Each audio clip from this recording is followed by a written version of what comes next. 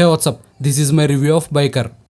ఈ cinema plot ఏంటంటే, రాజశేఖర్ గారు ఒక బైకర్, వాళ్ళ కొడుకు శర్వానంద్ను కూడా బైకర్ని చేద్దామని ఆయన కళ. అందుకనే ఆయన శర్వానంద్ని చాలా స్ట్రిక్ట్ గా పెంచుతారు. కానీ శర్వానంద్ వాళ్ళ నాన్నకు తెలియకుండా ఒక లవర్ని మెయింటైన్ చేస్తాడు. ఆమె ప్రెగ్నెంట్ అయితే పెళ్లి కూడా చేసుకుంటాడు. ఒక రోజు శర్వానంద్ బైక్ రేసింగ్ కి వెళ్తే అక్కడ ఒక పెద్ద యాక్సిడెంట్ అవుతుంది. ఆయన త్రుటిలో తప్పించుకుంటాడు. అప్పుడు శర్వానంద్ వాళ్ళ వైఫ్ నువ్వు ఇంకా బైక్ రేసింగ్ కి వెళ్ళొద్దని చెప్తుంది. రాజశేఖర్ గారికి శర్వానంద్ నేను ఇంకా బైక్ రేసింగ్ చేయనని ఒక లెటర్ రాసి పెట్టి వెళ్ళిపోతాడు. కొన్ని సంవత్సరాల తర్వాత రాజశేఖర్ గారి స్పాన్సర్ కంపెనీ రాజశేఖర్ ఒక చీటర్ అని చెప్పి పేపర్లో యాడ్ చేస్తారు. అది చూసిన శర్వానంద్ మళ్ళీ వాళ్ళ నాన్న దగ్గరికి వెళ్తాడు. రేసింగ్ చేసి వాళ్ళ నాన్న పరువు కాపాడతానని చెప్తాడు. బైక్ రేసింగ్ లో గెలిచి వాళ్ళ నాన్న పరువు కాపాడతాడా లేదా అనేదే సినిమా ప్లాట్. మూవీ స్టార్టింగ్లో శర్వానంద్ గారిని వాళ్ళ అబ్బాయిని చూపిస్తారు.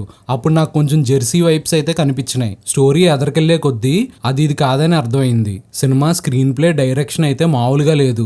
ఇన్సోమియా వ్యాధి ఉన్నోళ్ళు ఈ సినిమాకి వచ్చి హ్యాపీగా పడుకోవచ్చు. నాకైతే చాలాసార్లు ఆవలింతలు వచ్చినాయి, నిద్ర కూడా పట్టేసింది. బైకర్ సినిమా కోసం శర్వానంద్ తినకుండా సన్నగా అయిపోయాడు. ఈ సినిమా రిజల్ట్ చూసినా కూడా ఆయన అన్నం తినడు. ఈ మూవీని బ్రాడ్ పిట్ F1 మూవీ రేంజ్లో ఎక్స్పెక్ట్ చేసి వెళ్ళారంటే F10 కూడా ఉండదు. సినిమా లెంత్ వచ్చేసరికి ఆల్మోస్ట్ 2 hours 35 minutes. నాకైతే 4 hours అనిపించింది. దురంధర్ కంటే పెద్దదిలా అనిపించింది. ఈ బైకర్ సినిమాకి పెట్రోల్ డబ్బులన్నా వెనక్కి వస్తాయో లేదో. నా టికెట్ డబ్బులు, పెట్రోలు పోయాయి. వాళ్ళ డబ్బులు, బండ్లకి వాడిన పెట్రోలు కూడా పోయాయి. చెల్లుకు చెల్లు. బైకర్ సినిమా అని చెప్పి బైక్ వేసుకొని వెళ్ళారు. టికెట్ బుక్ అవ్వడం కాదు, మీరు బుక్ అయిపోతారు. కనీసం ఆ బైక్ రేసింగ్లు అన్నా బాగుంటాయేమో అనుకున్నా.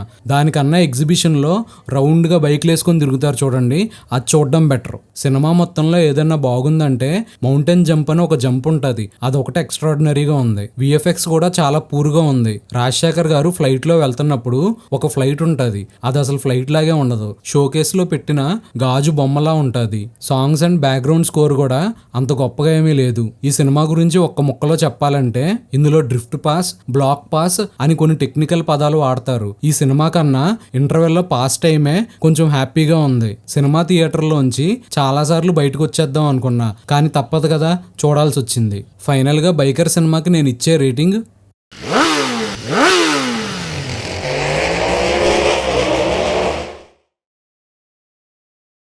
Please like, share and subscribe.